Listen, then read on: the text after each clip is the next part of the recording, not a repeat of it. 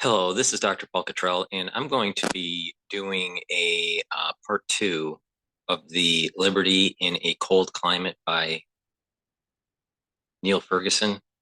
But before we do that, I want to play a video that came up about 12 hours ago by Mark Levin. It's titled, "Our Country is Being Destroyed." So I think that having these two videos next to each other, I think gives a little bit more insight in the direction of the country, probably the direction of democracy.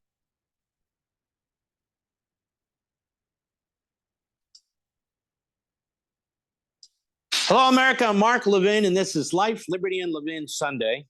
Thank you for being here. You know, when I was growing up, it wasn't that long ago, but long enough, I really looked forward to television on Saturdays and Sundays, particularly in the evening. I was glued to the screen watching a firing line with the great Bill Buckley, or even PBS from time to time, particularly when they ran a series, Free to Choose, based on Milton Friedman's book.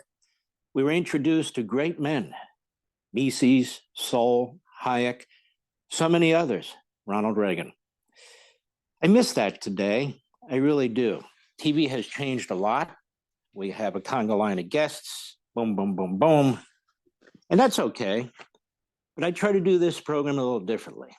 Slow things down, think about it, dig a little more deeply, even go into some of the great philosophers and writers and so forth.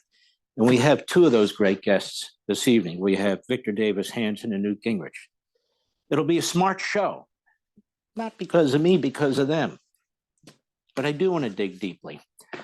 When you look at what's happened to our justice system and the law, how it's being used against President Trump, how it's being distorted at every level, local, state, and federal, civil and criminal. And when you look at how the media are all supportive, when you look at how there are mobs and factions of citizens who think this is fantastic, and when you look at the Oval Office and Joe Biden, who's behind the scenes and actually out front now encouraging this sort of thing, trying to take Trump off ballots, trying to rush the appellate process, destroying due process and attorney-client privilege and all these other things. It smells to me like the French Revolution. Just have a phony Tron, get him to the guillotine as fast as you can, because we have a country to destroy. We know what's best. We want one-party rule, and we're going to get there by hook or by crook.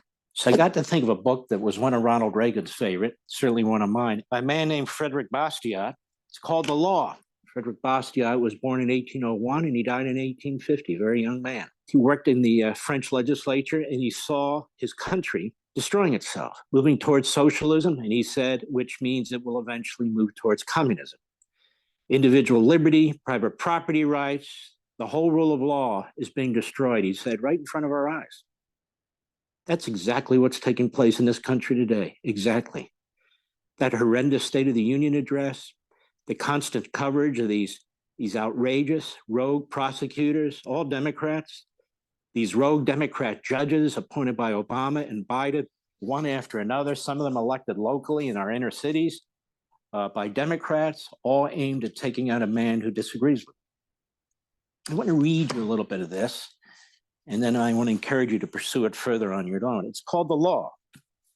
Bastiat says, unfortunately, law by no means confines itself to proper functions. And when it has exceeded its proper functions, it is not done so merely in some inconsequential and debatable matters. The law has gone further than this. It has acted in direct opposition to its own purpose. These are profound words. The law has been used to destroy its own objective. It has been applied to annihilating the justice that it was supposed to maintain, to limiting and destroying rights, which its real purpose was to respect. The law has placed the collective force at the disposal of the unscrupulous who wish, without risk, to exploit the person, liberty, and property of others. It has converted plunder into a right in order to protect plunder, and it has converted lawful defense into a crime in order to punish lawful defense. How has this perversion of the law been accomplished, and what has been the results? And he was looking at his country, the influence that Marx was having on his country and throughout Europe. He said, there's also a tendency that is common among people. When they can, they wish to live and prosper at the expense of others. This is no rash accusation, nor does it come from a gloomy and uncharitable spirit. I think this is in the vein of what is transpiring with the ultra-liberal movement and some of the democratic policies that are coming from the state legislature pushing for reparations. In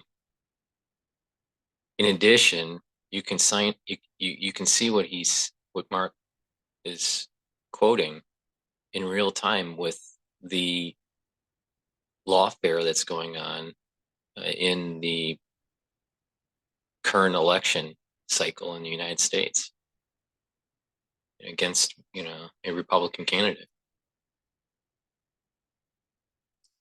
The annals of history bear witness to the truth of it. The incessant wars, mass migrations, religious persecutions, universal slavery, dishonesty in commerce, and monopolies. This fatal desire has its origin in the very nature of man, in that primitive, universal, and insuppressible instinct that impels him to satisfy his desires with the least possible pain. Men naturally rebel against the injustice of which they are the victims. Thus, when plunder is organized, he doesn't just mean financial and economic plunder.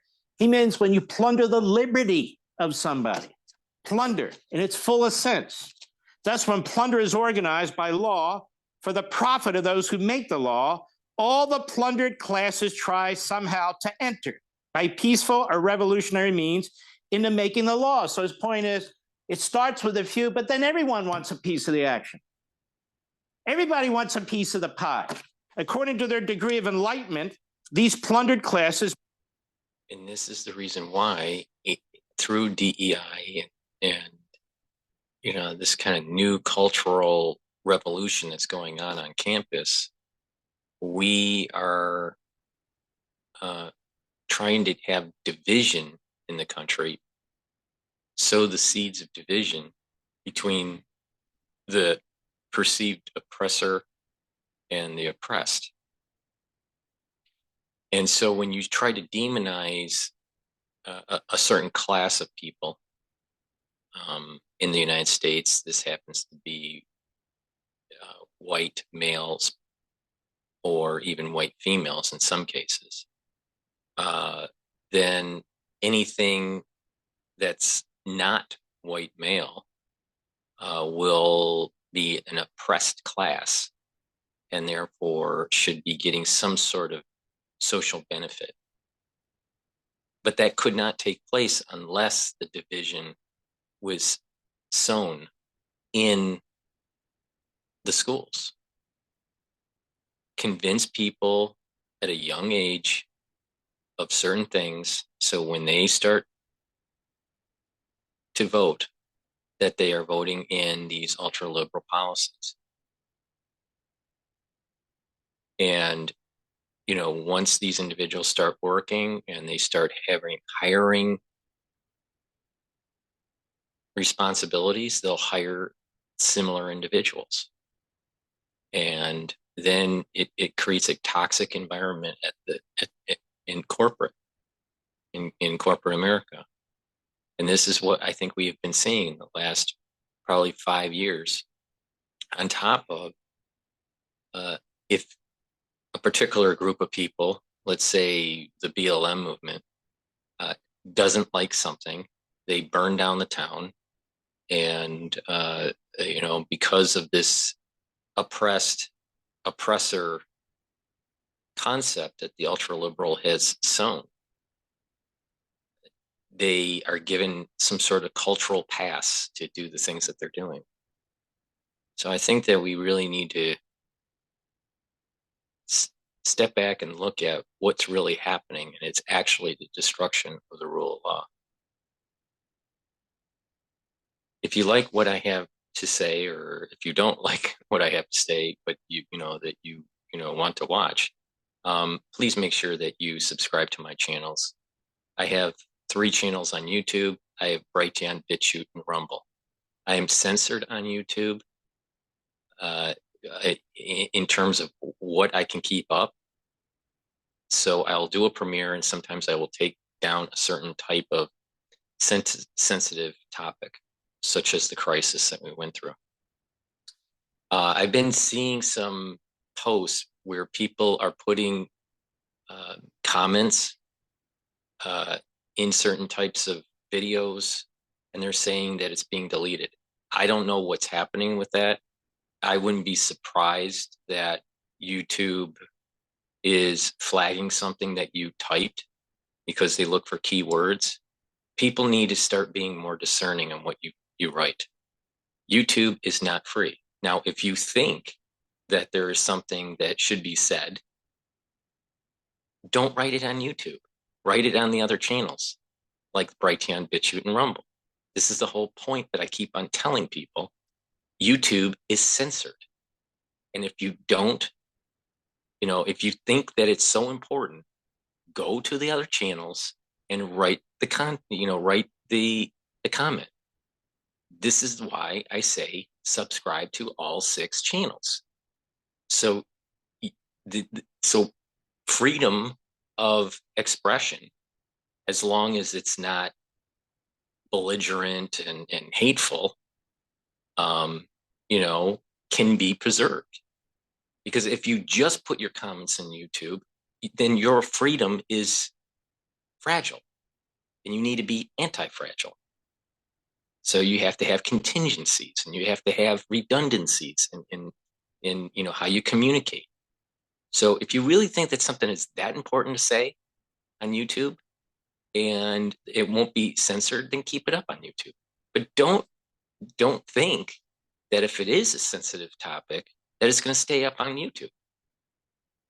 The censorship is much less on Rumble. It's a little bit more freer platform at this moment in time. It will probably start becoming less free as it becomes more popular. But to think that you're going to be able to keep sensitive information up in the comment section on YouTube, you're kidding yourself. Now, if there's something that is sensitive that I think may cause a strike on a channel, I will delete it. But that's very rare. It's very rare when I do that. Propose one of 2 entirely different purposes when they attempt to attain political power. Either they may wish to stop lawful plunder, or they may wish to share in it. Stop it or share in it. Woe to the nation when the latter purpose prevails among the mass victims of lawful plunder, when they, in turn, seize power to make the law. He's basically saying, now everybody's in on it, which destroys the law, justice, liberty, and the civil society. What if is a symptom that torments individuals with OCD? What if I upset someone I love? Until that happens. Also, for the ones that don't know, all the links are in the description of all my videos. So it's very easy to click the link and go to the different channels to subscribe. So make sure you do that. If you don't, you're not building redundancy in communication, and therefore you're going to miss out. There will be another crisis that will emerge in the near future. Now, very few people can communicate to you like I can. So I think it behooves you to make sure that you are subscribed, to make sure that you get my understanding and how you should be navigating through the crisis. The few practice lawful plunder among the many. A common practice where the right to participate in the making of law is limited to a few persons. But then participation in making of the law becomes universal. This is why Thomas Jefferson said you can have tyranny in many forms, including, he said, tyranny of the legislature. If they don't comply with their oath and follow the Constitution and the limits placed on them, they're tyrannical. Just because you vote for them doesn't mean they're not. And then men seek to balance their conflicting interests by... And I think this is exactly what is happening with Schumer and what was happening with Nancy Pelosi when she was Speaker of the House. There's a tyrannical aspect to the Democratic Party. Now, people would say, oh, you're all against the Democratic Party. Well, I'm against liberal policy. I believe in less government is better government and smart regulation when it's needed. But I also think that the Republican Party is captured, and they're doing policies that aren't really for the environment of the country, but more for the environment of a national security state. So I'm more aligned with less government is better government concepts. I'm more aligned with, a Rand Paul, even though there's some things I disagree with, but I find that the Republican Party is more aligned to my current values than the Democratic Party. Both parties are failing, for sure. And both parties aren't really using the law to help the country. They're using their power in the law to help the lobbying group. Universal plunder. That's what I'm describing. Instead of rooting out the injustices found in society, they make these injustices general. As soon as the plundered classes gain political power, they establish a system of reprisals against other classes. It's exactly what's going on against Trump and his supporters right now. They do not abolish legal plunder. This objective would demand more enlightenment than they possess. Instead, they emulate their evil predecessors by participating in this legal plunder, even though it is against their own interests. What he's saying there is, do you understand, in America, when you destroy your Constitution, when you destroy the Bill of Rights, when you destroy due process, the whole purpose of a trial, when you eliminate attorney-client privilege, when you target a single man in order to destroy him by hook or by crook with 91 felony charges from the Ku Klux Klan Act to federal elections, to the Enron obstruction, to documents, do you understand that you've destroyed the very foundation of the law and justice that is supposed to protect you? You think you perpetrators are going to be unaffected by this? That's what he's saying. It's impossible to introduce into society, he says, a greater change and a greater evil than this: the conversion of the law into an instrument of plunder. In the first place, it erases from everyone's conscience the distinction between justice and law. Again, think of what they're doing to Trump. No society can exist unless the laws are respected to a certain degree. The safest way to make laws respected is to make them respectable. When law and morality contradict each other, the citizen has the cruel alternative of either losing his moral sense or losing his respect for the law, which is what's happening in this country. The two evils are of equal consequence, and it would be difficult for a person to choose between them. The nature of law is to maintain justice. This is so much the case that in the minds of the people, law and justice are one of the same thing. There is in all of us a strong disposition to believe that anything lawful is also legitimate. This belief is so widespread that many persons have erroneously held that things are just because the law makes them so. Thus, in order to make plunder appear just, plunder again beyond property, the plundering of the law, the plundering of the justice system. That is, in order to make plunder appear justice and sacred to many consciences, it is only necessary for the law to decree and sanction it. And you hear it today. You're not above the law. Wait a minute. The law is an ass. The way you're using it, rewriting it, changing it. No, it's just because it's the law. And it's just because the government's using it. And it's just because the prosecutors are bringing it. And it's just because the judges are supporting it. It's just because we're going to have a trial. We're going to have a jury. He's saying, no, it's not. It's plunder. You're dressing it up as justice. If you suggest a doubt as to the morality of these institutions, it is boldly said that you are a dangerous innovator, a utopian, a theorist, a subversive. You would shatter the foundations upon which society rests. Hence, Trump is Hitler. Trump's going to be a dictator. Trump is going to put people in prison. It's Trump, Trump, Trump. This man was a genius, but he saw this going on in France. This is going on right now in the United States of America. Thus, he says, if there exists a law which sanctions slavery or monopoly, oppression or robbery in any form whatever, it must not ever be mentioned. For how can it be mentioned without damaging the respect which it inspires now? Still further, morality and political economy must be taught from the point of view of this law, now this perverse, bastardized law, from the supposition that it must be a just law merely because it is a law. This is profoundly important to help explain what's taking place in this nation. People are being told that what's being done to Donald Trump is just. No, it's not. It's the criminalization of politics by the perversion of the law. Oh, no, you don't understand. We've heard it from leftists all over. We've heard it from people here who are liberal on different panels. And so he's been charged 91 times. You're telling me he's not going to be convicted of something? Bastiat answers this. This is immoral. This is perverse. This is the destruction of your lawful society.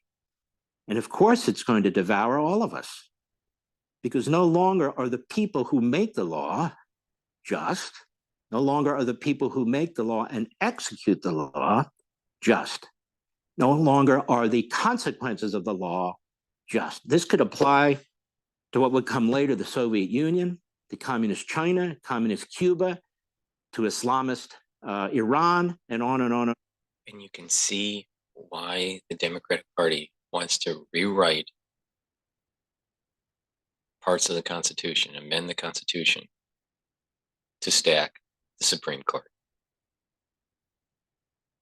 I've said a long time ago that the only way out of this turmoil isn't voting in new representatives, because they'll be captured and compromised eventually. But to actually go through a kinetic event to reboot the American experiment. Now, how that's done, I'm not sure. I do know this. Most of Americans will not participate in that kinetic event, nor sustain even the ones that are participating in that kinetic event. They're not willing to sustain it, and therefore we will lose our constitutional republic.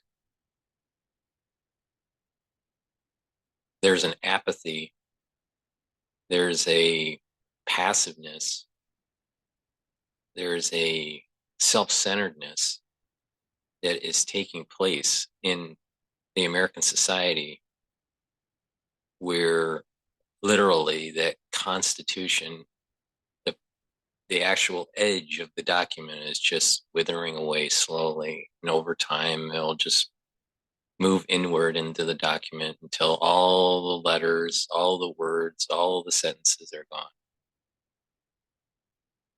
because of apathy, because of self-centeredness, because of being passive, not willing to fight for something that is bigger than oneself. If you would like to help support my work, please go to my website. It's the-studio-reykjavik.com. I have on my homepage, at the very bottom of the homepage, you can donate through Stripe, PayPal, or buy me a coffee. That helps support my news coverage. Most of the content that I do is for free. I also have people that help support the news coverage by being a Patreon subscriber. I have different tiers on my Patreon channel. So please, if you would like to help support, be a paid subscriber to Patreon. The first tier, you will get, that's basically a donation. You're helping monthly my work. If you do tier 2, you'll get 2 lectures from each of my lecture modules in medicine. You'll get two videos but you will not get the PDFs for the lecture. Tier 3 and Tier 4 for the Patreon member. Tier 3, you will get half of the lectures of a module. And Tier 4, you'll get all the lectures of the module. Again, nor Tier 2 or Tier 4 or 3 will get the PDFs. So this is a great way to, at a higher tier level, to to get a little bit more information that is not free to the public. So another way is to get full access to the module with the PDFs of all the lectures by purchasing the module on my store, the-studio-reykjavik.com. So there's many ways to support my work. And we have to keep in mind that there's tumultuous times happening. Now, some of it is contrived, and they just want to create more in the media, especially in the social media, create more strife and more anxiety. That's not what I'm trying to do. I think that we need to do deep dives in these topics because we're literally seeing a change in democracy around the world. And it is not for the better, it's for the worse. And it's because we don't have engaged citizens.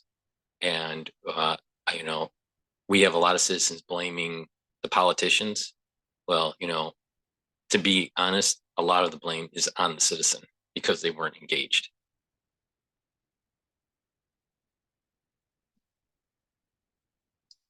The problem is it's applying to our country. Just step back and think about it. Are we really willing to accept a Democrat administration with Democrat prosecutors and Democrat judges imprisoning the former president of the United States, perhaps imprisoning him before the election? Is that what this has come to? This is the definition of the Democrat Party. Lawless, dictatorial. They want a one-party state. This is the undoing of the American system. Now you know why I used to like those older shows and the hosts and how they went about explaining things and how they would talk about things like the law, like Frederick Bastiat. I'll be right back. Hey, Sean Hannity. So I think that juxtaposition with what I'm going to be playing with Niall Ferguson, fits very well. Before we start playing the video with Ferguson Part 2, I'm going to just do a product plug. Please go to my store, the-studio-reykjavik.com. I have a lot of great products to help improve your health. We're going into the spring season in the United States, and there's going to be a lot of allergies that people, usually get during this time period because of the pollen. So the best way to neutralize pathogens and to soothe that throat and help to boost up that immune system is to take structural nanosilver, and I sell structural nanosilver in different types of products. The product that you should be thinking about getting for your household is the elderberry zinc lozenges. I sell them in a 21 count. Again, it soothes your throat, neutralize pathogens. They're made with 60 ppm, parts per million. It'll soothe the throat, neutralize the pathogens, and help with the immune system. I also have it in Manuka honey, also in a 60 parts per million, 21 count. And I have drops. I have it in honey and lemon, and also in blueberry drops in a 100 count. So please go to my store and get the drops and the lozenges to be prepared for that allergy season. It will help, and you're going to, be able to, get through that whole spring season. In addition, part of my protocol, daily protocol, is to take a teaspoon of Max 35 or Max 14. 35 is 35 parts per million. It's a liquid. It's made from structural nanosilver. You swish it in your mouth, you gargle it, and then you swallow it. All right. Do that every day. If you're not feeling well, make sure you take a tablespoon or two if you're sick. So as a standard protocol, when you're well, just take a teaspoon of it a day, and you're neutralizing pathogens and you're boosting up your immune system. So with that, please go to my store, the-studio-reykjavik.com. The link is in the description. Let's start playing part 2 of Niall Ferguson. Premature to declare the inflation problem over, though economists itch to do that. But in any event, the significance of these fiscal and monetary data are political as much as they are economic. It is already clear, and this relates to my last question, it is already clear that the United States is spending more on interest payments than on national security at this point. And this makes it quite difficult for the United States to pursue the kind of foreign policy that the more hawkish American politicians would like it to pursue. Not that Ukraine is a particularly expensive outgoing compared with the entire American defense establishment. But I find this a very telling chart, that we are at a point when interest payments are overtaking the defense budget in the United States. And this must have, it often has in the past, it must have implications for how sustainable American power is abroad. My penultimate question. Could the Anglosphere democracies succumb to illiberalism or even autocracy too? Now, this illustration was used by New York Magazine for an article my old friend Andrew Sullivan published in 2016, warning that if Donald Trump were elected, then American democracy would be fatally endangered. And I'm sure there will be more and more articles in that vein as this year unfolds. It's very remarkable how worried Americans themselves are about the stability of their own democracy. 7 out of 10 Americans, according to a poll that was done last year by USA Today, agree with the statement that American democracy is imperiled. 74% of Democrats agree, and 75% of Republicans. So finally, consensus. Except that the Democrats think that democracy is endangered by Republicans, and the Republicans think that democracy is endangered by Democrats. That is not quite consensus. And there are all kinds of arguments that can be made about this. There'll be an argument, no doubt, this year, as there was in 2020, about voting rights. Democrats will say that Republicans are trying to restrict them, and Republicans will say that Democrats are making them too lax. And Elon Musk will agree with the Republicans. In fact, if you follow Elon Musk, and he has to be mentioned in all lectures, as does Taylor Swift. Now I've done that, we can move on. Musk tweeted just the other day, many states automatically register anyone with a driver's license to vote, no citizenship verification, etc. So these debates are going to undoubtedly continue and presumably reach a crescendo on November the 5th.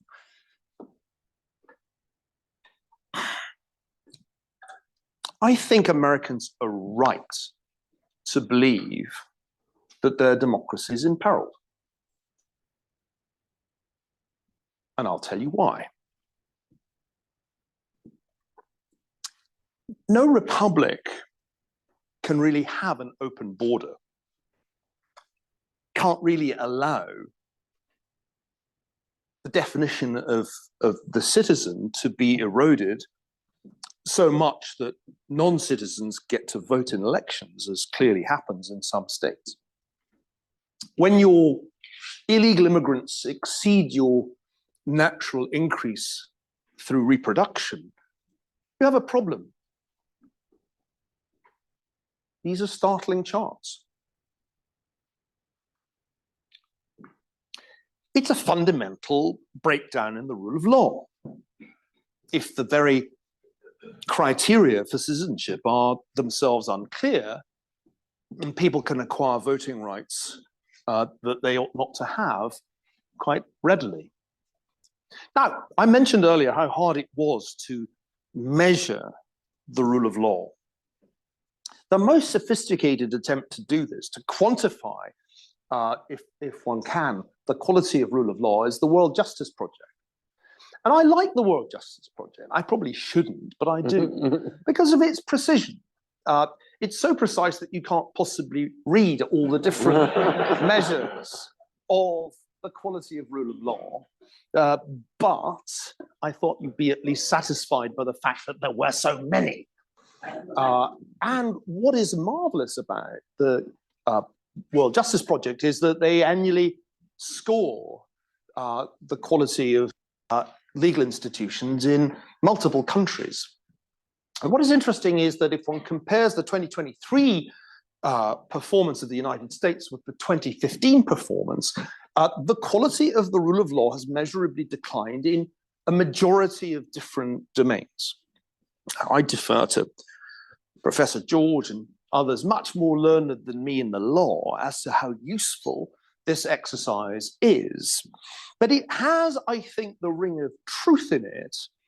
I wrote in a book called The Great Degeneration that the United States was suffering a deterioration in the rule of law. I wrote this 12 years ago, in that the rule of law was evolving or degenerating into the rule of lawyers, which I argued was something distinctly different. And I think there is, I think there is good reason to believe this. And that is very important for my argument. Because remember Adam Ferguson's point. Democracy without the rule of law is barely worth having and unlikely to be sustainable. But if the rule of law itself becomes corrupted, then woe betide you. I'm not done. The Financial Times, perhaps it's prejudiced being a British newspaper, nevertheless published some very interesting data on two specific issues that differentiate the United States from the United Kingdom. As a dual citizen, as a US citizen as well as a British citizen, I am neutral in this debate, but I merely present the data to you. First, the partisan divide in trust in media is far wider in the US than in the UK. The levels of distrust or partisan difference on media outlets in the US is far, far wider than in the UK. And you can see here that there's very little difference in attitudes and trust between conservative and Labour voters, whereas between Republicans and Democrats, there's an enormous gap. And this is really interesting. There is far more racial and ethnic segregation in American cities than in British cities. And that is, I think, something that most Americans don't recognize. But it's quite striking to me as I travel back and forth between Britain and America. In all kinds of ways, England is a much more racially integrated society than this country. All lectures have to mention Elon Musk, Taylor Swift, and Claudine Gay. And I could not leave her out. What's fascinating about the gap revealed to many people for the first time by the events that followed October the 7th last year, the gap between our academic elites and everybody else, is that it really is there in polling data. This poll done by Rasmussen asks ordinary American voters and Ivy Leaguers, and I'm talking about you all, the Ivy Leaguers, and defined as people who've been to elite universities and have 2 degrees and live in what Charles Murray calls the super zips. And so they ask the Ivy Leaguers and the voters a set of questions, and the gaps are just staggering. Personal finances getting better. Hardly any ordinary voters say yes. Almost every Ivy Leaguer says they are. Does the US provide too much individual freedom? Yes, say half the Ivy Leaguers. And so it goes on. Would you favor rationing of gas, meat, and electricity to fight climate change? Almost all the Ivy Leaguers say, yes, let's impose rationing. And ordinary Americans are like, are you mad? Would you personally pay $500 more in taxes and higher costs to fight climate change? Of course we would, say the Ivy Leaguers. We're rolling in money, easy. And ordinary Americans are like, forget about it. And so it goes on. Favorable views of members of Congress. Ordinary Americans despise members of Congress and Ivy Leaguers. I think the term that we should be focusing on here, and I don't think Neil Ferguson says it, but it's about sensitivity of policy, how sensitive one would be. In biology, sensitivity can be measured in how many, let's say, receptors one may have on a particular cell. The more receptors for a particular chemical, the more sensitive you are to that chemical. The reason being is that there's more probability that chemical will dock to that receptor. If you have less receptors, then you have less sensitivity. That's a biological way of explaining some sort of social behavior. So if someone is rich, right, or well-to-do, or is in a position in terms of location or their particular career, where they aren't as sensitive to these policy changes, to, let's say, fight climate change, or increase some sort of consumption tax. If you're in a situation where you're not sensitive to that change in policy, you're most likely going to be more for it. It's the ones that are going to be sensitive to the policy that changes their well-being in life, where they're going to be more in an uproar. And this is a problem that I keep on saying about the egoism in America that is started to take hold. It's about where their particular position is on how it may affect them, and not necessarily what's the best for the country. And so there needs to be a better analysis on policies that put aside the actual sensitivity function and is more, focused on the betterment of the country. Will it make the country stronger in the short run and in the long run? Will it make the country weaker in the long run, better in the short run, weaker in the short run and the long run? So you have to work out this matrix of each of the policies. But unfortunately, human behavior kicks in, and it's all about sensitivity to policy. Please go to my store, the-studio-reykjavik.com, and get the products that will help with your lipid profile. I have omega-3 on my store, so please go to the store and purchase the omega-3. And why do you want omega-3 and take it every day? It'll bring down the LDL. Now, what is important here is to control your lipid profile, reduce cardiovascular disease, watch what you're eating, try to bring down those triglycerides and your cholesterol, do balancing exercises, walk. Heart health is really important, and a big part of heart health is controlling the lipid profile and doing mild exercises. Don't get too crazy, right? Especially in the post-crisis era, because of other inflammatory problems with the cardiovascular system. But there are ways to maintain health by doing mild exercising.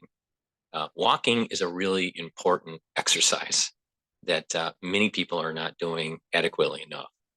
If you live in a city and you do a lot of walking, it's just part of your being. And so it's just natural. But in the suburbs where people get in their car and they're driving to, to their place of employment, or they're, driving to the grocery store, or driving to, wherever their destination is, instead of walking, you don't walk as much. You'll notice that you won't walk as much. So it's not just mild exercise, through walking, but it's also watching what you eat. Stay away from the fatty foods. Stay away from the processed foods. So, it's a holistic approach to, for improving cardiovascular health. So please go to my store, the-studio-reykjavik.com, and get the omega-3. That'll help to improve your lipid profile. Take it every day. To help to boost your immune system, take magnesium and zinc every day. If you're not feeling well, take a double dose of it. All right. So go to the store, get the magnesium and zinc, and improve your immune system. And lastly, I sell products that have dual purpose. So I have a structural nanosilver gel that will neutralize pathogens. You apply it on your hands, you apply it around your mouth, your nose, your ears, your eyes. It stays active for about 5 hours to help neutralize pathogens. So if you're getting sick, or you're in an environment where you are sick, or you're in an environment where many people are sick, the prevalency of being sick is up, use this product, all right? And it'll reduce your chances of getting sick, and to help you getting better. Now, it has a dual purpose. You can use it as a skincare. Let's say you have a cut. You can apply the structural nanosilver gel on the cut, and it'll help to heal the cut. The reason why it helps to heal it is because it is neutralizing pathogens and keeping the wound clean. Same thing with abrasions and minor burns. In addition, you can apply this on your skin at night and then exfoliate it in the morning. And you do that every day, and you'll notice that your skin is clearing and your skin is tightening. It's part of it's one component of a more complex skincare box that I have, where you can also add in collagen and C60, resveratrol, and vitamin C, and drink 64 ounces of filtered water, and it'll be improving the dermal layer. So the gel is improving the topical part, surface of your skin. The other items that I just mentioned will help with improving the dermal layer. So please go to the store and get the structural nanosilver gel. Let's continue with Niall Ferguson. This is what Charles Murray was talking about in his book Coming Apart, which was enormously prescient in anticipating the great divergence, the emergence of two Americas. Belmont, his caricature Ivy League zip code, and Fishtown everywhere else, middle America. Why else should we be worried about American democracy? Well, I think the mental health epidemics are a source of meaningful concern. Jonathan Haidt has just published a new book on this subject, identifying these as the principal cause of the deterioration of young Americans' mental health. The data here on high school girls are just one of the many exhibits I could offer you. This huge increase in the space of just 10 years in feelings of sadness and helplessness, serious contemplation of suicide. But don't get the idea that it's only young people who are in the grip of an epidemic of mental ill health, because all Americans are. Angus Deaton's work on deaths of despair, which I remember being stunned by when I first came across it, shows this staggering increase in suicide and overdose deaths And this is particularly true of middle-aged, middle Americans, not of young Americans. Why, under these circumstances, is anyone surprised that Donald Trump is making a comeback? You would have to have spent your life entirely on the Princeton campus to be surprised. And, you know, when you just look at how the Trump administration did for the ordinary Americans, this is real median household income growth in presidential terms, it is very striking indeed that Donald Trump's administration had one of the largest percentage improvements in real median household income of any president since Ronald Reagan.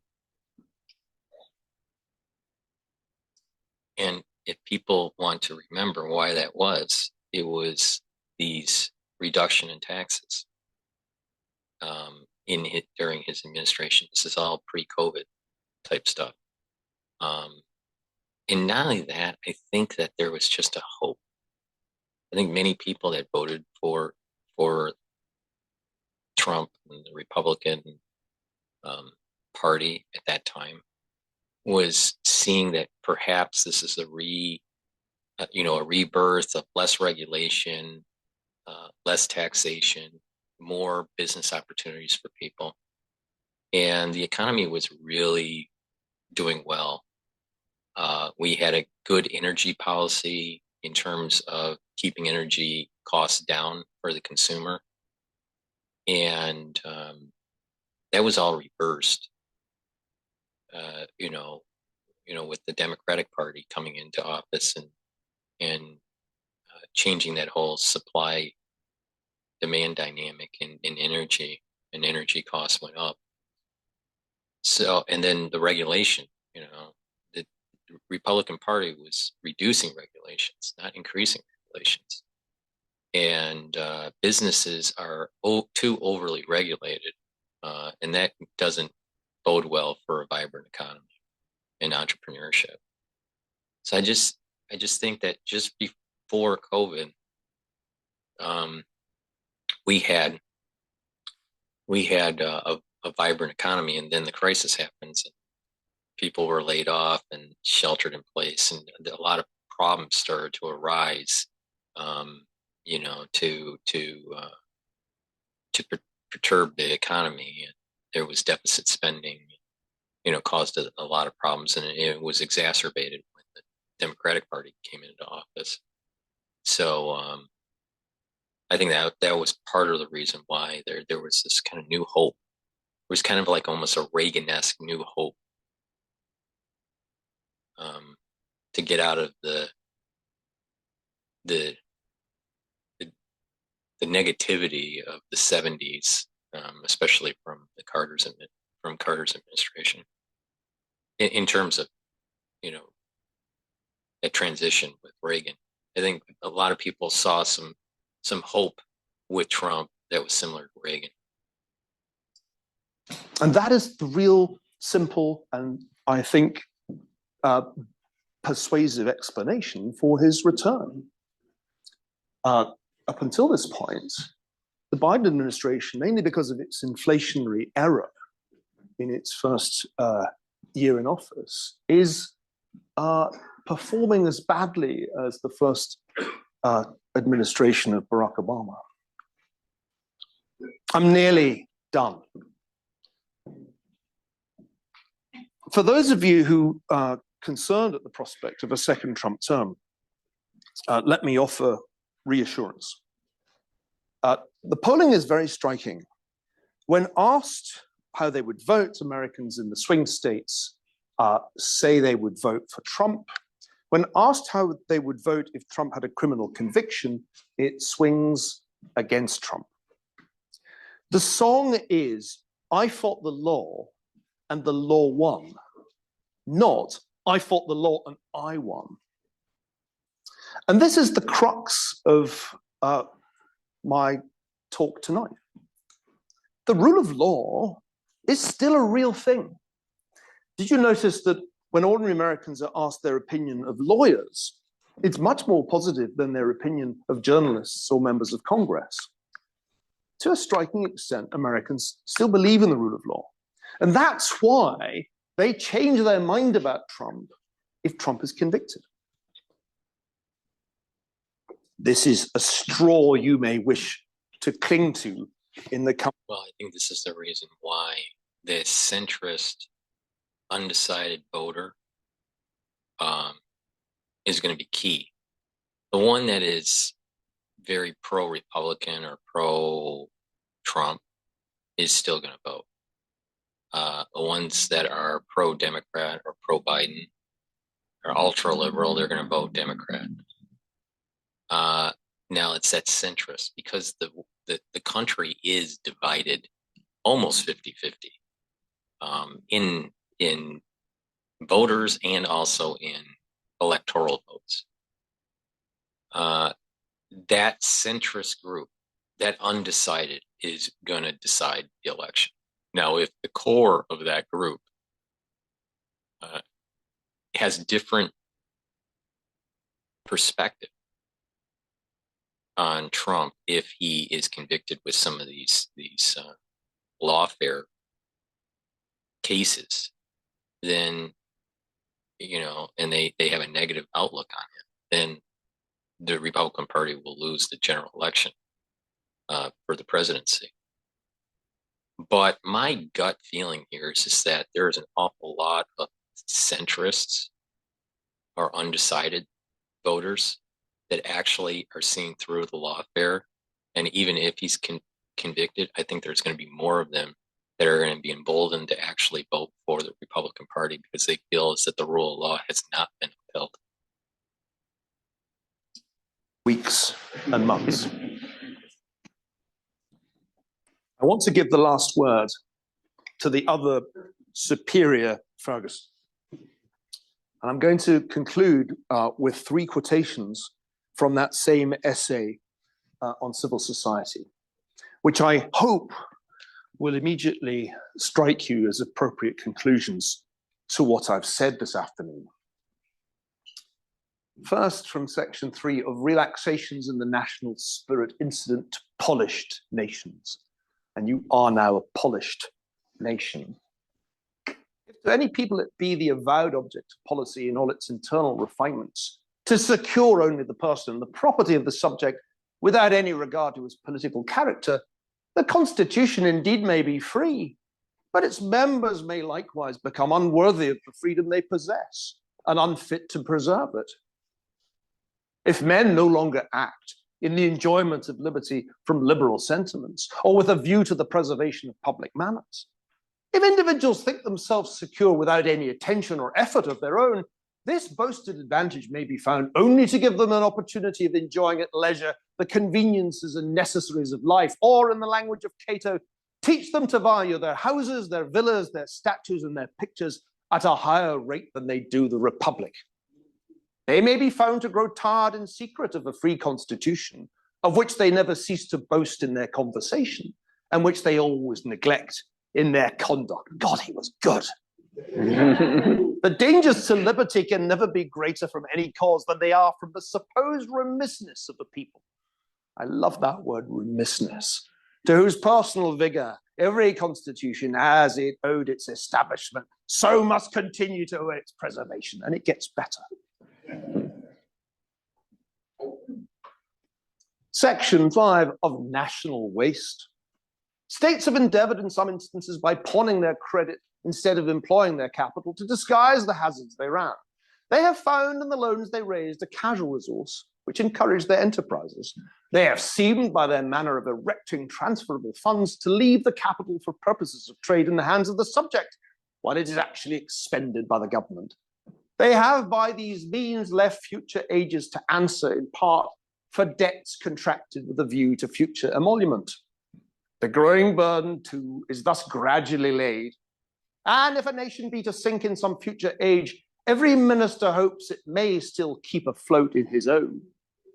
But the measure for this very reason is, with all its advantages, extremely dangerous in the hands of a precipitant and ambitious administration regarding only the present occasion and imagining a state to be inexhaustible, while a capital can be borrowed and the interest be paid, an expense if it bring no proper return is to be reckoned among the causes of national ruin. I don't know why that's not a meme. Because people love making up quotes about debt and attributing them to Enlightenment philosophers. There are lots of fake quotes out there. This is the real thing. Finally. And I think crucially, Section 6 of the Progress and Termination of Despotism. Where men are remiss or corrupted, the virtue of their leaders, of the good intention of their magistrates, will not always secure them in the possession of political freedom. Implicit submission to any leader or the uncontrolled exercise of any power, even when it's intended to operate for the good of mankind, may frequently end in the subversion of legal establishments. This fatal revolution, by whatever means it is accomplished, terminates in military government. And this, though the simplest of all governments, is rendered complete by degrees. When, by the conquest and annexation of every rich and cultivated province, the measure of empire is full, two parties are sufficient to comprehend mankind, that of the pacific and the wealthy who dwell within the pale of empire, and that of the poor, the rapacious, and the fierce, who are inured to depredation and war. Ladies and gentlemen, I ask not for applause for me, but I ask you to applaud the older and wiser Ferguson. Thank you very much.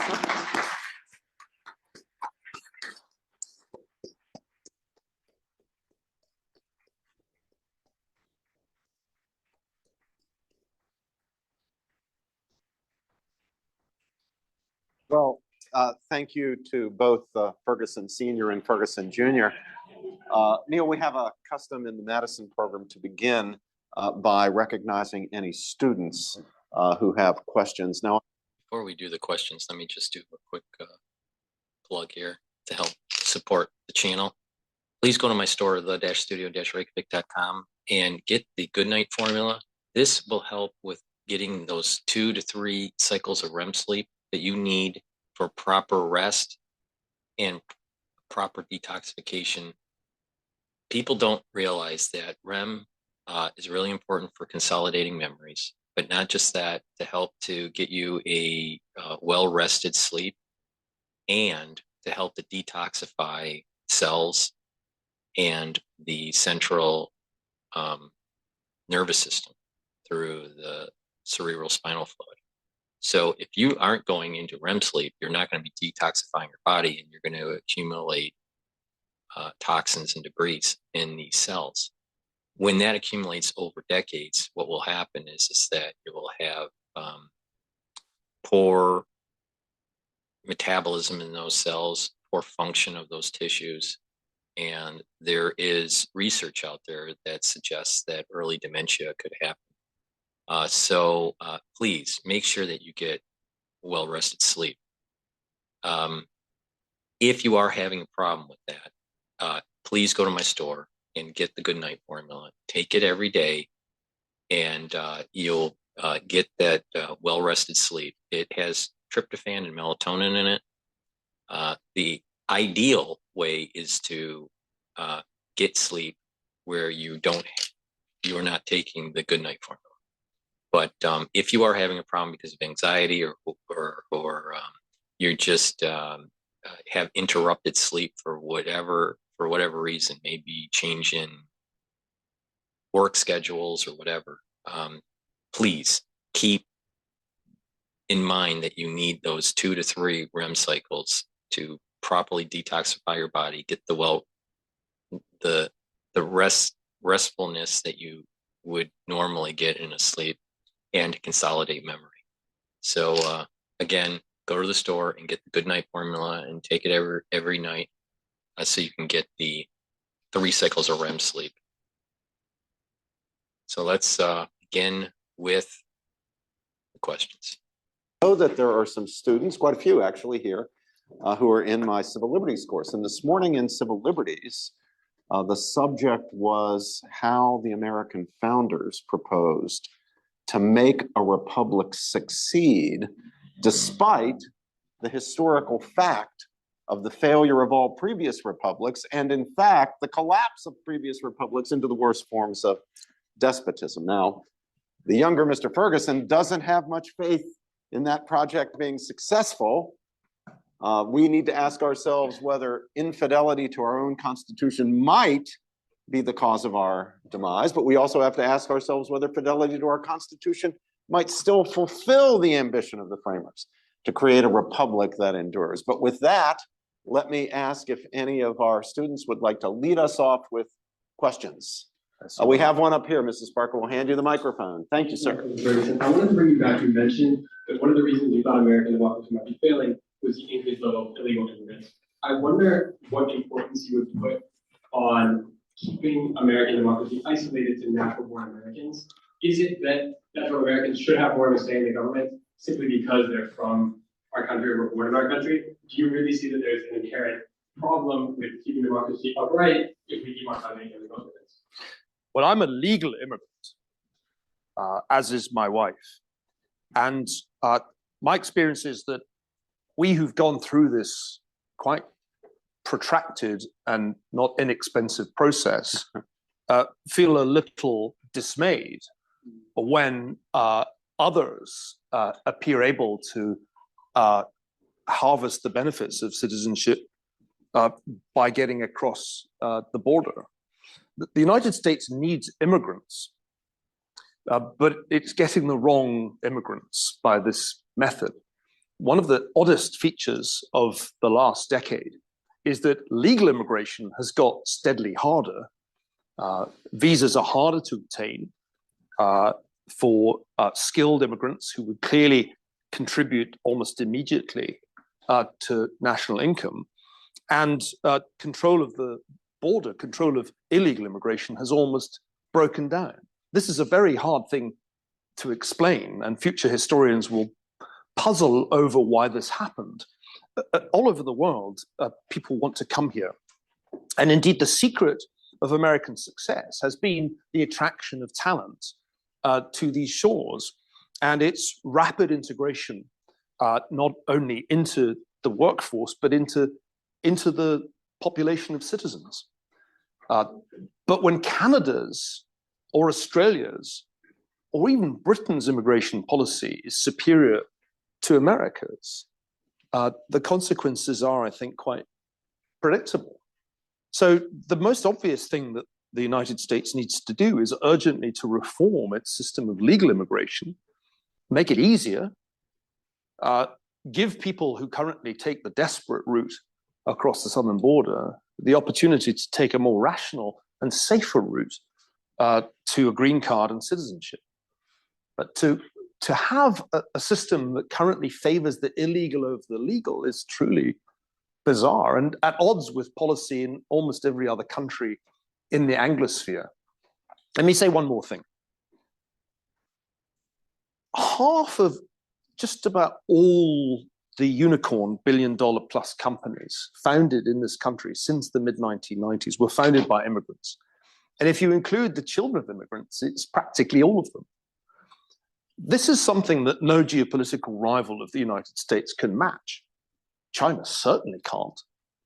The United States is in an astonishingly blessed position of being a magnet for talent. When you poll people around the world and you ask them, would you like to emigrate? And they say, yes, where would you like to go to? The United States is still their preferred destination. So for the United States to squander this opportunity in the way that it currently does, which is a bipartisan failure, is a deeply baffling thing. Other questions from students? Yes, over here. Yeah, yes, sir. Mrs. Parker will bring you the mic. Thank you for coming. I feel really lucky to hear you talk today. I listened to your podcast with Tim Ferriss about a year ago, and you being a fan. I thought a figure that was striking was the increase in government spending towards interest payments over military spending. And I'd like to hear what you think is to be done about that. And you can draw from lessons in history? Thank you. I'm glad you came across me on a podcast. I sometimes think that podcasts will soon outnumber people, and I don't know how anybody has time to absorb all these podcasts, but it obviously serves some purpose. Long ago, I think 20 plus years ago, I wrote a book called The Cash Nexus, which is my least readable book. It's really quite dull and full of tables and charts, and it was at my nerdiest. And the book offers the proposition that any great power or empire that spends more on debt service than on defense is in deep trouble, based on the experience of past empires. The empires that crossed this line in the 19th century all ended badly. The Ottoman Empire began to fall apart in the 1870s because it had crossed the threshold that debt service exceeded defense spending. And this then became the fate of other empires, including ultimately the British Empire, which simply could not sustain both its enormous post-World War II debt and the costs of policing its empire. And that's one of the main drivers of decolonization. So I've long had the hypothesis it's not a law. It's not Ferguson's law. There are no laws in history except the law of unintended consequences.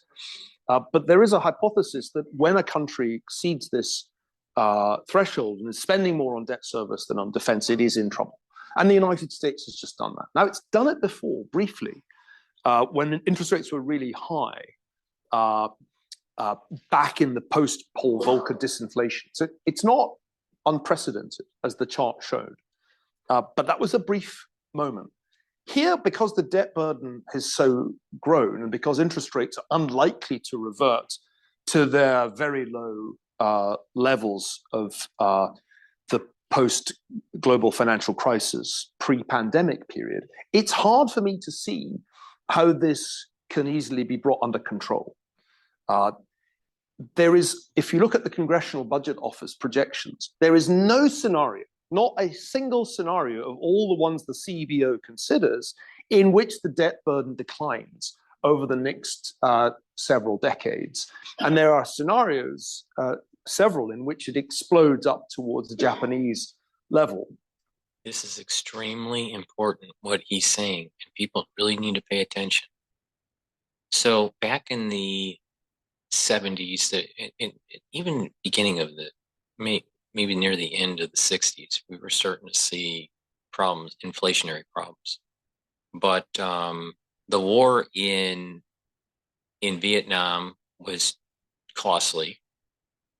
And then there was this inflation spike.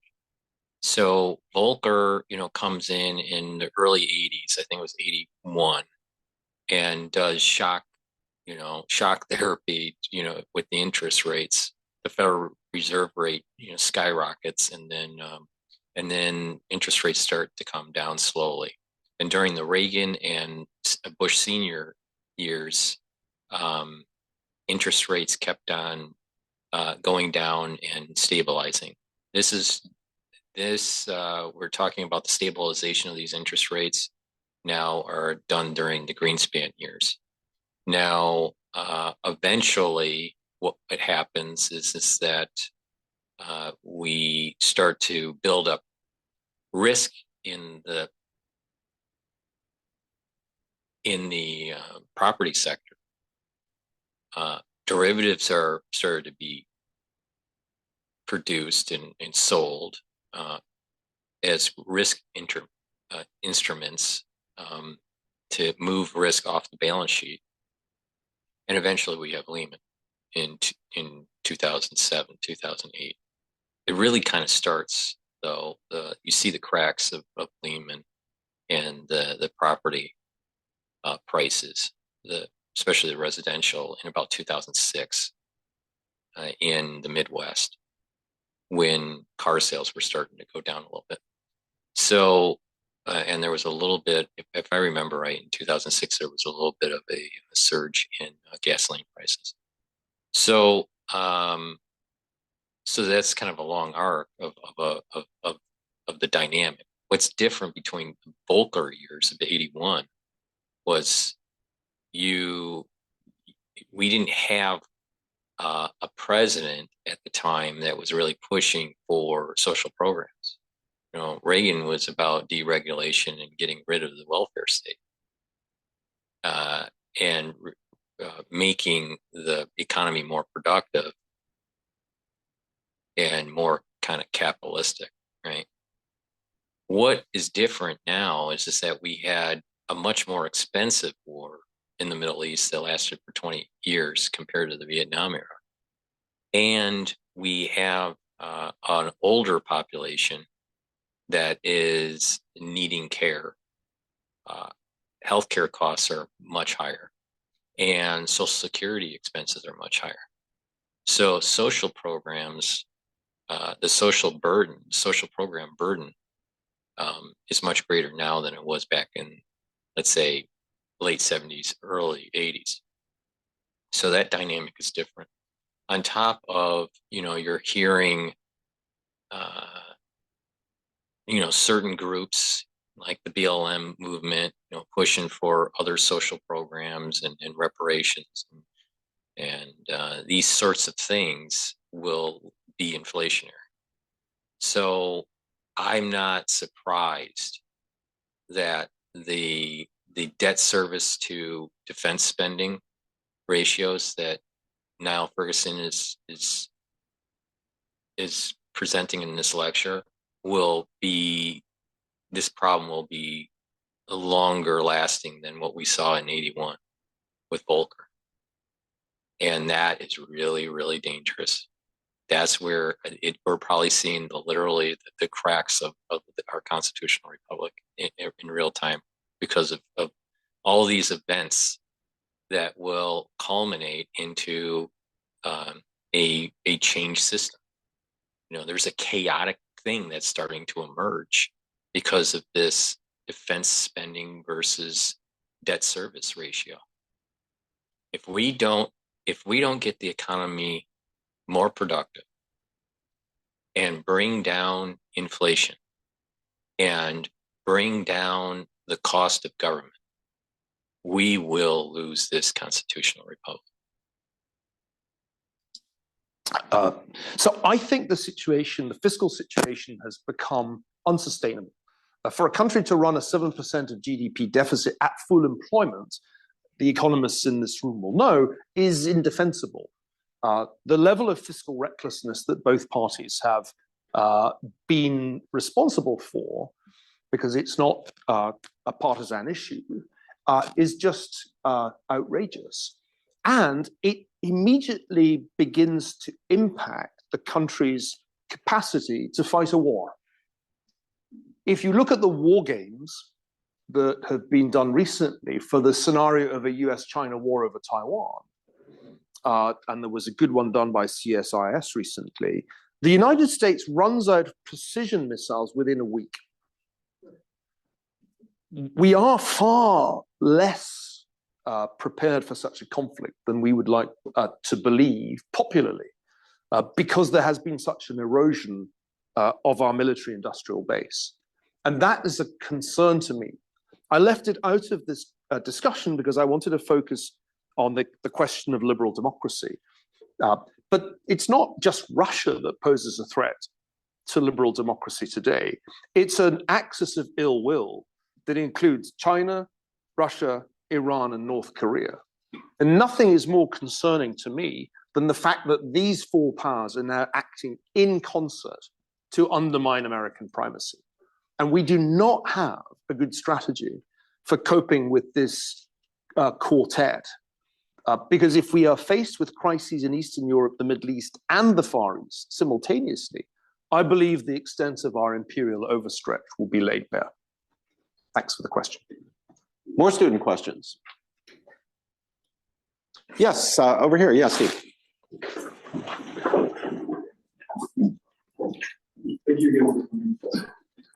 Something that I think the previous question got at is that a lot of the issues that we're currently dealing with are consequences of political leaders who lack the courage to make decisions that maybe are not going to be too popular, but are necessary for long-term survival.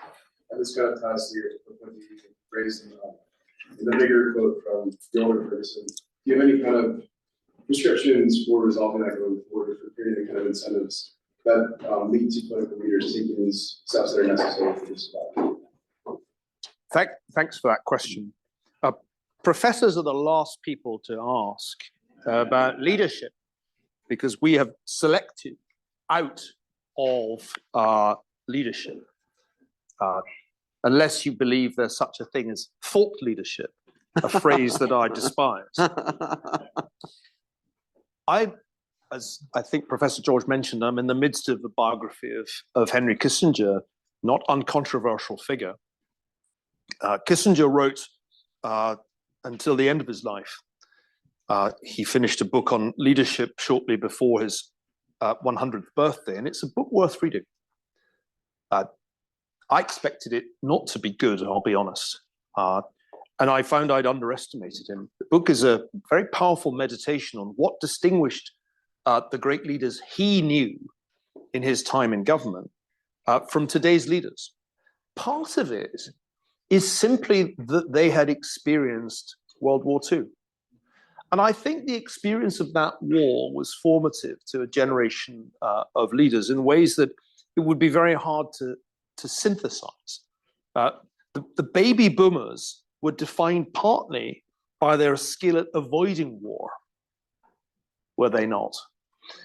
What is it that Bill Clinton had in common with George W. Bush and with Donald J. Trump? Their skill at avoiding being deployed to fight in the Vietnam War.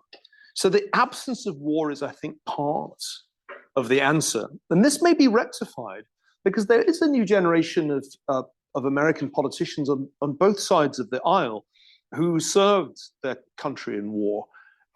However one thinks of the global war on terror, and you may take the view that it was all a terrible mistake, for the individuals who served their country in Iraq and Afghanistan, real sacrifices were made and in some cases, great courage shown. So I have a sense that the next generation of American leaders will not have some of the deficiencies of the baby boomers with whom we are still, alas, saddled.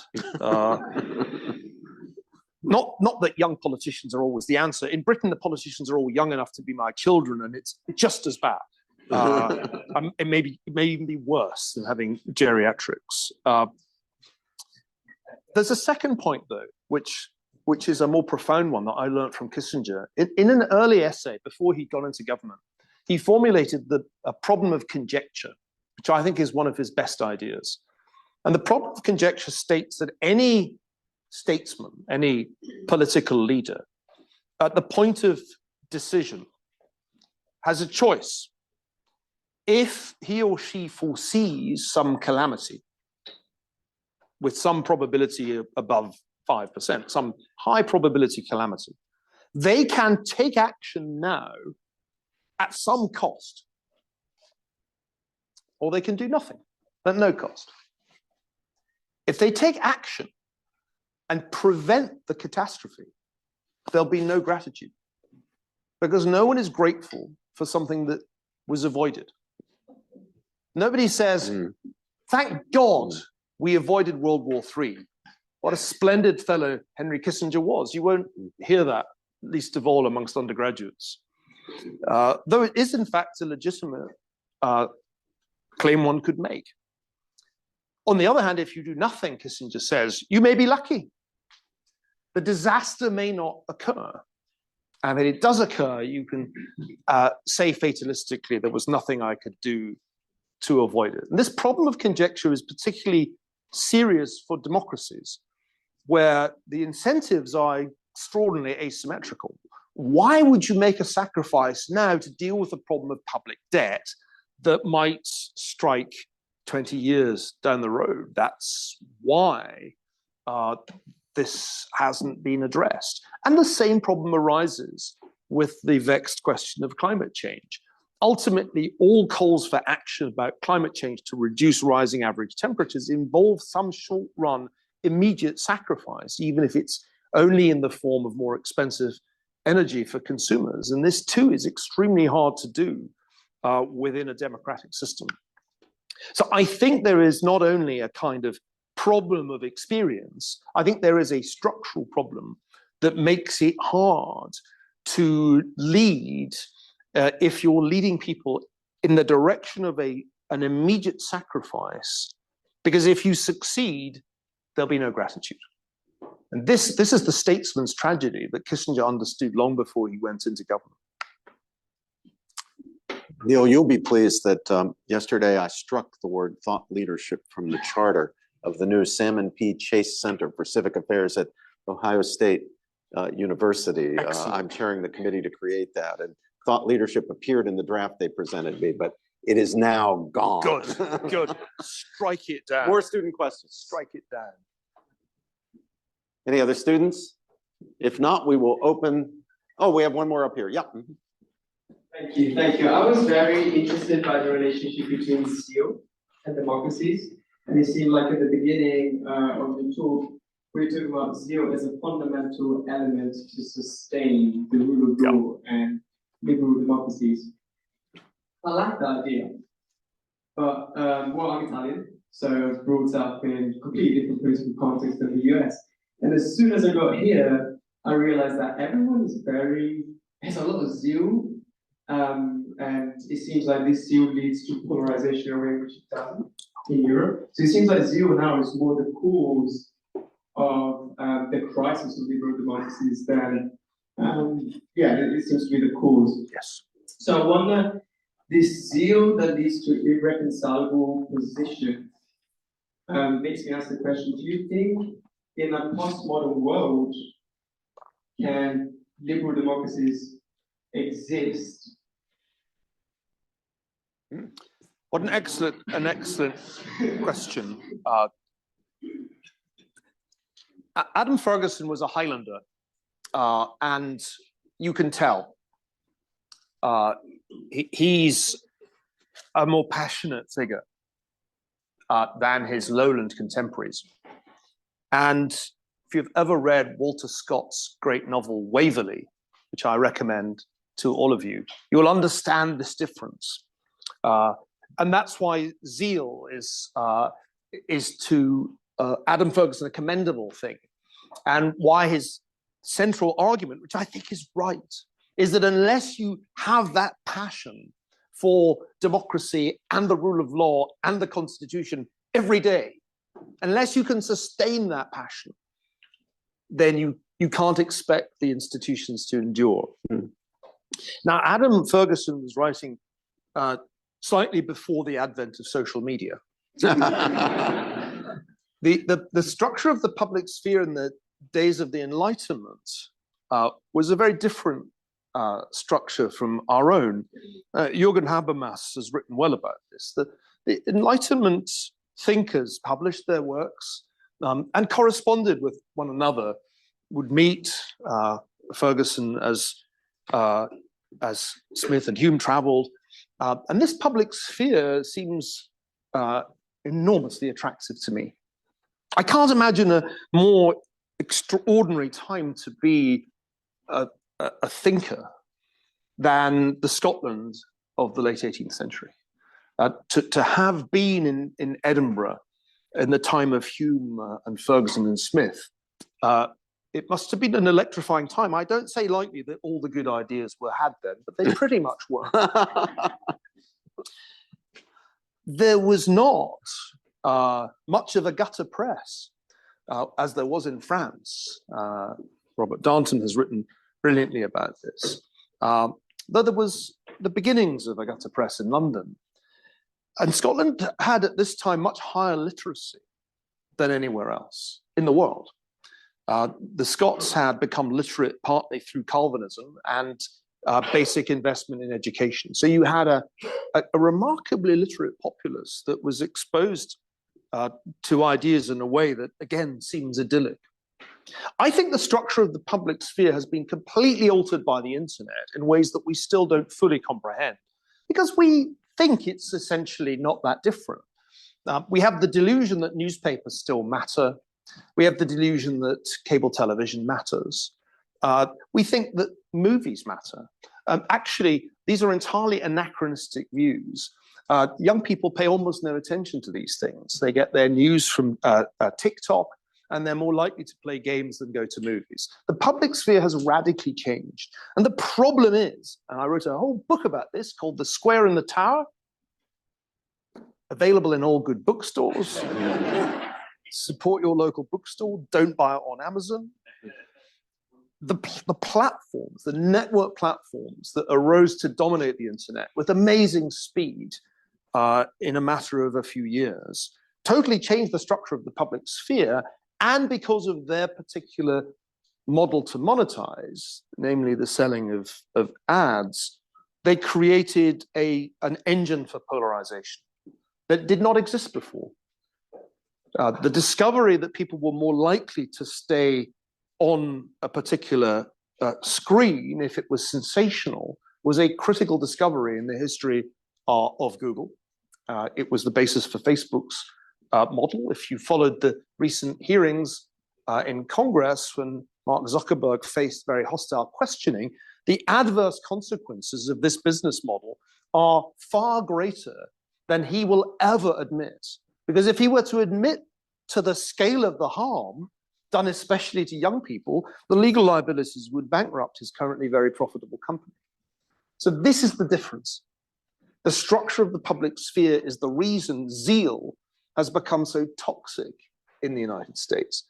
And the failure of Congress to legislate by changing Section 230 of the Communications Decency Act is, I think, one of the great failures of modern regulation of the public sphere. Floor is now generally open, so questions from anybody. Age discrimination is over. Yeah, age discrimination is over. So who would like to ask a question? Yeah, we have one up here. There you go. You speak often about the rule of law. And a question for you is, what is your feeling about the speed and efficiency on the effectiveness of the rule of law? Yeah. Well, this is one of the things that the World Justice Project looks at. And it's very clear to me that the rule of law in the United States is both slow and expensive. And access is inferior. So the World Justice Project gives much higher ratings to the UK, or I should say to England, which is a somewhat different legal system from Scotland. It gives higher marks to England than to the United States, partly for that reason. So this is a key point. It's a reason we should be concerned. It should not only be the very wealthy who can go to law, but currently it is. Next question. Yes, down here. Could I have a microphone? Yeah, down here, Denny. Thank you. Yeah, I'm giving shorter answers now because I'm conscious that we're running out of time. Yeah, I think England is solving its problem of illegal immigrants by sending them to Zimbabwe. Do you think we should follow suit? It's Rwanda. It's actually Rwanda, not Zimbabwe. The people judged to have illegal asylum applicants are supposed to be sent, but nobody has yet been sent because of legal challenges to the policy. And I never thought it was a good idea to do that. I'll be amazed if it ever happens. Rishi Sunak bet Piers Morgan £1,000 yesterday that he would get it done. He's going to lose that bet, I would predict. And I don't think it's the answer. I mean, the only plausible answer must be a better defensible border. You can't have the most attractive economy in the world with an open border. That's just not sustainable. And this requires investment. Borders are good. They're necessary. You can't have a stable political order if you have an indefensible frontier. No European would expect you to have an indefensible frontier. Denmark is setting up detention camps. That is the... Well, if people get into your country illegally, what would you do with them? You can't simply hand them a passport and say, welcome aboard. That's not a rational strategy. So there have to be borders. They have to be defensible. Otherwise, the system of citizenship itself is eroded in ways that are fatal. There's a very patient gentleman up there who's had his hand up. About half a dozen different questions. Pick one from the basket. If a leader, presidential candidates or otherwise, stood up and made a compelling theory of the case about what we need to do as a nation, would Americans sign on board? Are we such a polished society now that everybody's like, it's going to cost me something? I'm not sure. And I'm thinking like Jimmy Carter said during the I'm an old white guy, so I remember these things. Jimmy Carter said, let's do what we can to become an efficient society and end our dependence on foreign oil. And they gave him the consequence. Well, this is a good question, and as we're running out of time, I'll consider it maybe the penultimate question. I had a very heated argument with the Vice Chancellor of Oxford University about this. I said, it is far from unprecedented for politicians to appeal to voters with respect to the interests of posterity, of future generations. Her claim was that the climate issue had created an entirely unprecedented situation in which politicians were asking contemporaries to make sacrifices for future generations. No, my grandfathers sacrificed for future generations. My father's father fought on the Western Front against the Germans for most of the 1914-18 war. My mother's father fought the Japanese in Burma. They ran considerable risks and both suffered significant health damage that shortened their lives. They weren't doing it for gratification. They were doing it for me. And the leaders, Britain's leaders at that time, explicitly appealed to young men to fight for their country, for the freedom of future generations.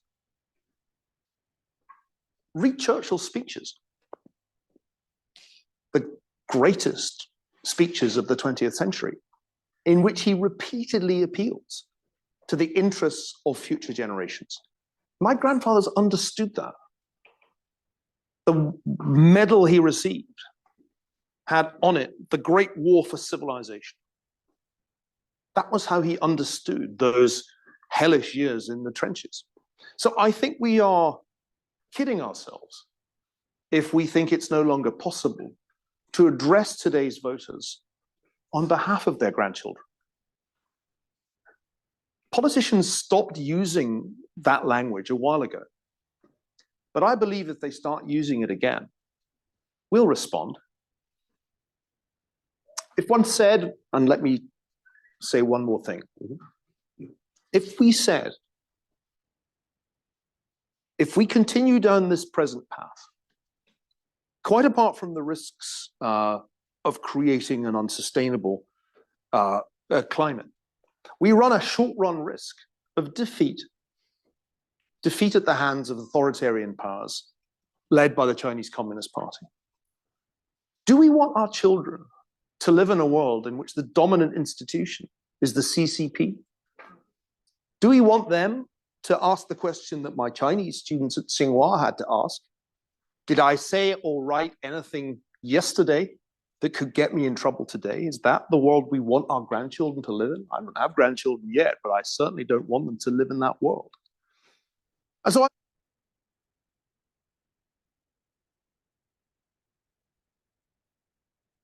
I have been saying this for 4 years, and why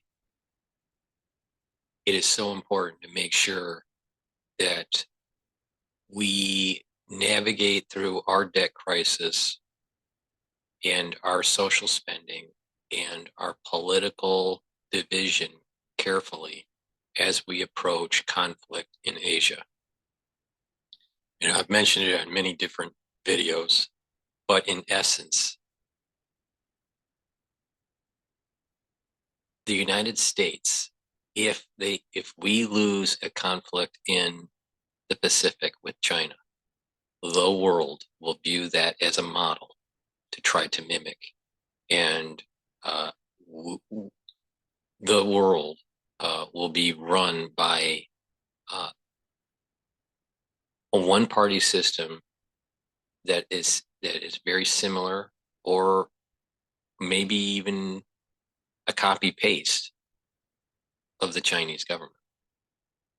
Now, if we win the conflict, unfortunately, at the current juncture, the debt would be astronomical to be able to win the war, that it would be the straw that breaks the camel's back as a rising empire for the United States.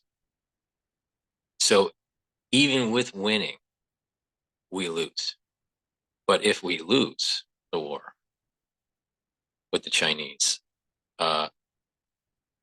we will lose our Constitution, and we'll lose the freedoms that many that hold dear. So it's a lose-lose situation. It's a question of how much do you lose.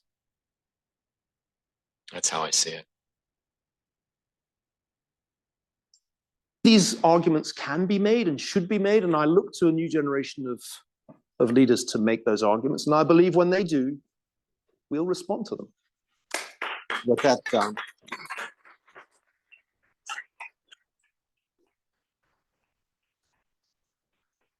what that presupposes is that we will marry and have children to have grandchildren, and the decline of the marriage rate and the demographic collapse raises a very interesting question about the politics of what will be appealing. What appeals to you if you have the prospect of grandchildren? What appeals to you if you don't? Well, I'll certainly be encouraging you all to have children, students, and grandchildren, if that's something you can bring about. I have 5 children.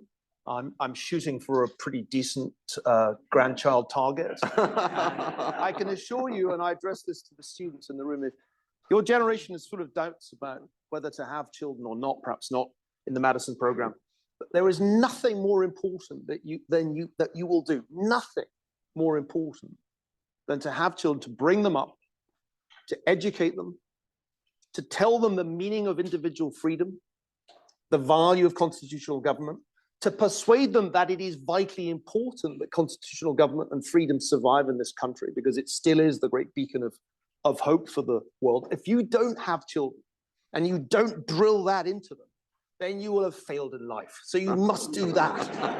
Yeah, it's not about Morgan Stanley and Goldman Sachs. Yeah. Thank you very much. Well, thank you to Dr. Ferguson. We will reassemble. We get a second shot at him tomorrow, 4th. So I'll do a part 3 for the first half of that one, and a part 4 for the conclusion of that lecture. But hopefully you learned something from at least the first 2 parts that I've done. Please go to my store, the-studio-reykjavik.com, and get the great products that I have. I have a probiotic, which is really important for you to improve your gut health.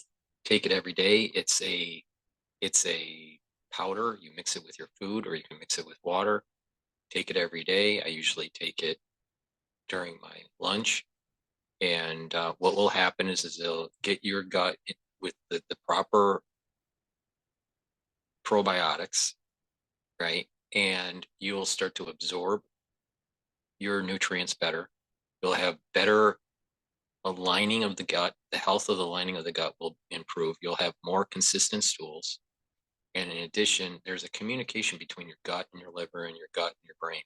And that communication will improve, and your metabolism will get better, and you'll have more energy. So many problems that people have, chronic problems, start with the gut. Not all, but many problems. So please go to my store, the-studio-reykjavik.com, and get the excellent probiotic that I have. It's in powder. Take it every day, and it's part of the anti-aging protocol to improve your health and your immune system. So thank you for listening. Make sure you share the links. Subscribe to my 6 channels. All the links are in the description. Go to the store, the-studio-reykjavik.com, And if you can help to support my work by donation, I greatly appreciate it. The links are on the homepage. You can donate through Stripe, PayPal, or buy me a coffee. And the buy me the coffee link is also in the description of this video. Thank you for listening and have a nice day.